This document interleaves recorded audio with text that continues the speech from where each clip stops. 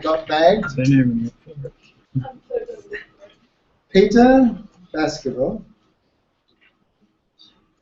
Hansard, New South Wales.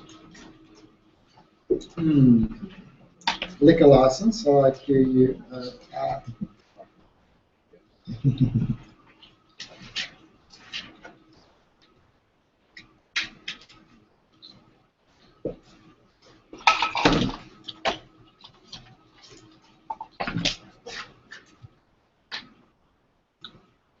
Is that it?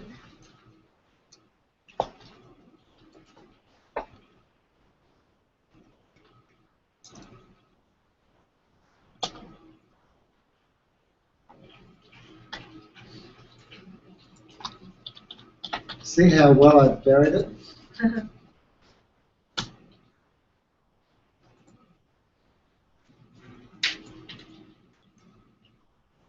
He called me Hound, but I said,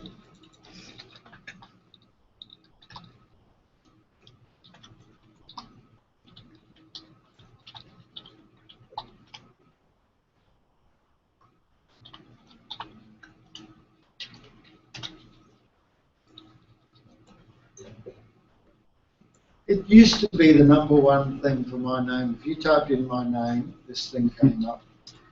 And I've completely buried it, haven't I? I can't even find it.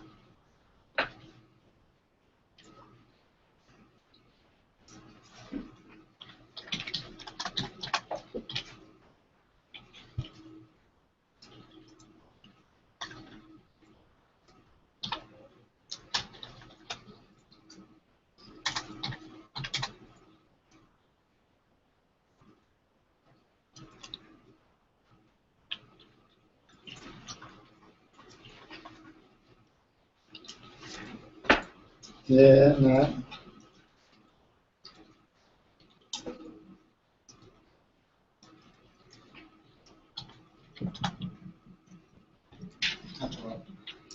Yeah, anyway, go knock yourself out, but it looks like I've managed to bury it completely, which is really good.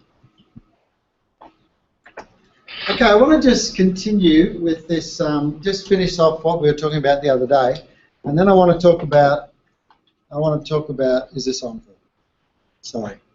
I just want to finish off talking about the entrepreneurial mindset, so if you can just stop what you're doing for a second. I won't bore you for too long. I just want to finish off this because we're going to do a test tonight, the Peter Basketball test on entrepreneurship versus business mindset. And like I say, I came across this concept because I just noticed that a lot of people make money in business, and some of them make money in a very entrepreneurial way, and some people make money in a very business way. My view is that the best thing is to combine both, is to find the entrepreneurial approach, which is often needed at the start of a business, and the business mindset, which is often very good once a business matures, and someone needs to milk it and make money out of it. And we need to think about it because we're going into business. So I want to go into business, yeah, sure. But what's your mindset? I need to understand you need to understand what your mindset is, because you need to think about how you're going to deal with, if you're missing entrepreneurship, how you're going to manage that. If you're missing business, how you're going to manage that. Because you need to have them both. Ultimately, you've got to have both to succeed in business. I just want to complete, we were talking about the entrepreneurial mindset. And this is not always true of a business mindset, but an entrepreneurial mindset is always wanting to value add. They're looking to create increased value, and that is either doing something for half price or doing something for the same price but offering twice the value. But they have a very value-added process or a very value-added thought benefit. And so what they try and do is they try and create increased value for you, and out of that increased value they take a slice of it. That's a very entrepreneurial way of doing it, as opposed to saying, hey, we've got someone caught in a weakness here, we can exploit them because they're weak, and we can, that's a very business mindset. Nothing wrong with that, but one looks to exploit a weakness, whereas an entrepreneurial mindset looks to create more value and take a share of the increased value that they create. And making meaning, I know it's sort of a little bit gooey, but making meaning is really, really important, particularly particularly in a startup firm, you've really got to understand what is the meaning you're trying to create here. You know, it goes to those core beliefs that I was talking about. When you create existence, this thing that you're going to create, this business that you're going to create, has to have values. It has to have a reason for being. You can't just say, I'm going to create a business and it lives in a detached space and it doesn't have a soul. You have to create that soul, because if you don't do that, you won't create the existence of this thing. So entrepreneurs are always into trying to make meaning. So making money is something that comes out of creating that meaning. And we talked about the other day the different ways that you can create meaning. I won't cover it again. This is probably pretty important to understand, because most of you do come from probably a corporate background or at least an employment background. Operational management often starts with a goal and then finds the means needed to achieve that goal. So they actually start with a goal and say, this is our goal. We need to now go and get resources in order to make that goal a reality.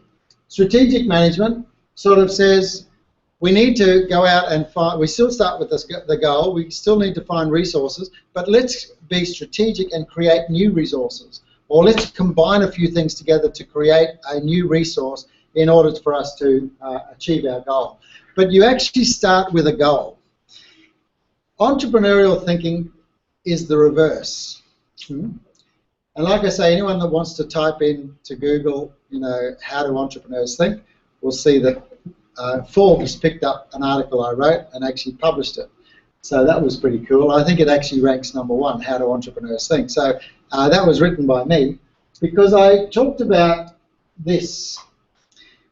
What entrepreneurial mindset, and that's what you guys need to be thinking about in this class, is not start with the goal, but start with the means. In other words, start with what you have.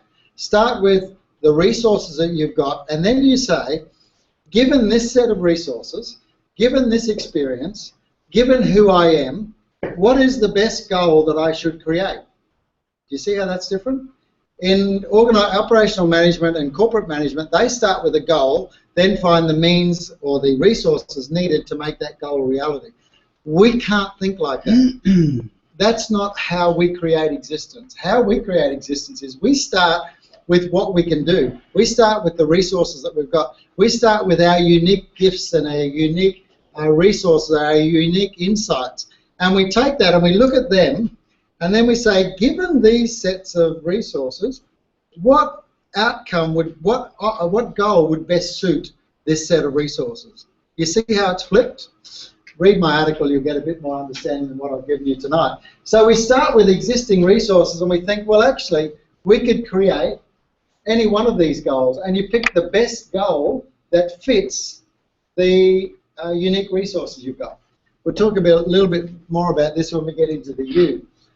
So there's new exercises you've got to do. Those of you that haven't been entrepreneurial thinking, you need to be thinking about making mistakes. Yeah. I spoke to someone today and says, what I love about my business, I've never made a mistake. And I go, wow. I said, you can only do that if you've never actually tried to do anything special. People that make mistakes are people that try triple back salts, not just double back salts. You know, a lot of us can do things if we live within our, live within our capacity. But the whole point of starting a business and what you guys are endeavouring is to stretch yourself. There's no doubt what you're trying to do has got some stretch to it. So we need to get used to making mistakes. But like I said, let's make mistakes in the affordable loss. In fact, let's plan our mistakes. Let's do things knowing full well they might not work, but we're going to get a fantastic learning out of it. But make sure it's a small thing. I talked about Hannibal's pass there. I won't probably talk about that too much, except to say sometimes you've got to find a path to this business, to your idea, that's not necessarily the most common. When I'll just give you a quick history lesson. Italy, when Rome was in charge, they looked at how they could be attacked as a nation, and they put massive forts everywhere, massive garrisons everywhere they thought they could be attacked easily. Well, Hannibal decided to come through the Alps, didn't he? And the Romans put no garrisons up there because they said no one could possibly find a way through the Alps. And sometimes, and of course he did, and he got into Italy and fought his way all the way through. Sometimes we've got to find Hannibal's path. Sometimes we don't go with the stock standard way of getting into business. Sometimes we've got to find that very unique path into business. We've got to learn coping skills, guys. This is hard. This is hard, but these are the skills you need in an entrepreneurial sense. It's no longer, you're not going to get your security out of your ability to have assets at your hands or you know, superannuations and all that. You get your security from the fact that no matter what happens, you can cope with it. Because you actually get good at coping. You get good at, no matter what happens, you've learned how to get around it, how to deal with it. You need to start seeing your idea from the customer's viewpoint. At the moment, you're seeing your idea from how you're going to make money. Pete, here's my idea, how do I make money? I want you to actually put that down and say, I want you to see your idea from a customer's point of view. Why would they be interested in it? What's in it for them? What value proposition are you going to offer them? So there's a bit of a mindset change. Instead of saying, this is my idea and this is how I'm going to make money, think about it from the point of view as how can the customer benefit from what your idea is. So start thinking about your business from the customer's point of view, and that's the business model, which we'll get into very shortly. And start scanning your ideas for ideas, resources, networks, and start joining the dots. You know, an entrepreneurial mindset is constantly scanning. They are constantly looking at someone. I'm sorry, all of you guys, but you're all potential resources. And if you're not looking at me as a resource, then you're not thinking entrepreneurially. Because every person you meet is a potential. You say to yourself, how can I use them?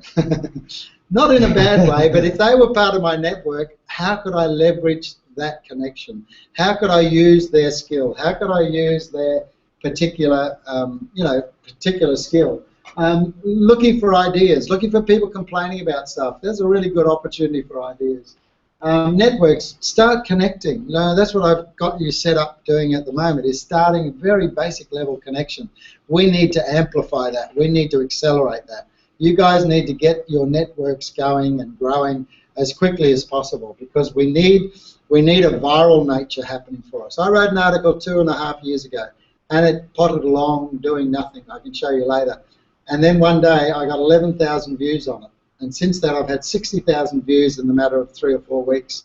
It got discovered and it went viral because there was already, well, that's not really viral, but in my world it's pretty viral to get 60,000 views on a particular answer. But that's because I'd set everything up. I'd already set my LinkedIn. I'd already set so many things up. You guys need to do the same. Entrepreneurs prepare. A lot of people think, oh, you know, he got a lucky break. He was going, and then all of a sudden he got a lucky break. No, that's not what happened. People that get a lucky break were already preparing for that. They didn't know specifically what they were going to do, but they were working hard in that area. They were building networks. They were building their online profile or whatever. But luck is what happens when preparation meets opportunity. So when you're fully prepared and the opportunity happens, that's when people call luck. But it's actually, there's a lot of preparation went in to creating that lucky moment. You know? And this is a journey, there's no doubt about it.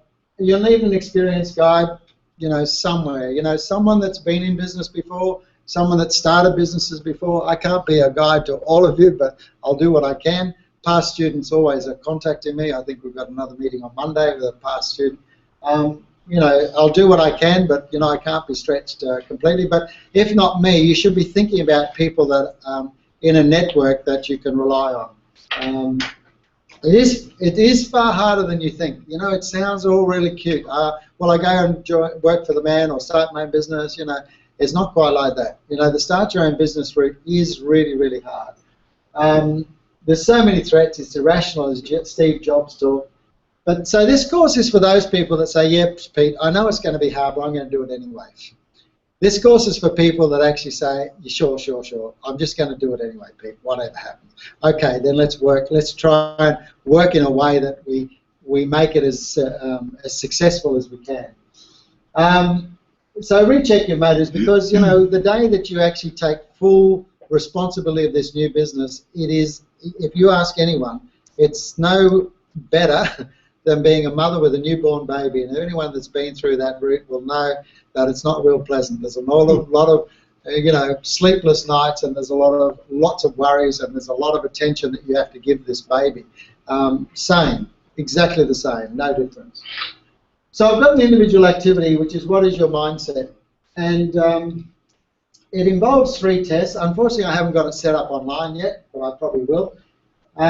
There's no such thing as, oh, it's really good, I'm strongly business mindset. Oh, it's really good, I'm entrepreneurial mindset. There is no benefit either way. There is benefit for entrepreneurial in starting. There's benefit for business in making your business successful. You need to have them both. The idea is to understand where you sit. If you have got a strong bias, that's what I want to find out. If you have got a strong business bias or a strong entrepreneurial bias, and if you have, you need to be thinking about how you're going to deal with the part you're missing, because you're missing an important part of making your business a success. And those on 50-50 are not that. I don't envy the people on 50-50 because you can go either way. You actually live in quite a world of confusion. So you need to, while you understand both sides, you actually don't know which one to choose. Me, I don't have any problem at all, because in this test, I can tell you now, I would score 100% entrepreneur. So that gives you an idea. If you're not close to 100%, then you're not like me, which is good. And you understand that someone like me cannot operate without a partner. It's just impossible. I cannot work without someone who's also thinking about the business side of things. So I've got that test. It's a handwritten test, so I hope you don't mind. It's not high tech, but thanks, Phil.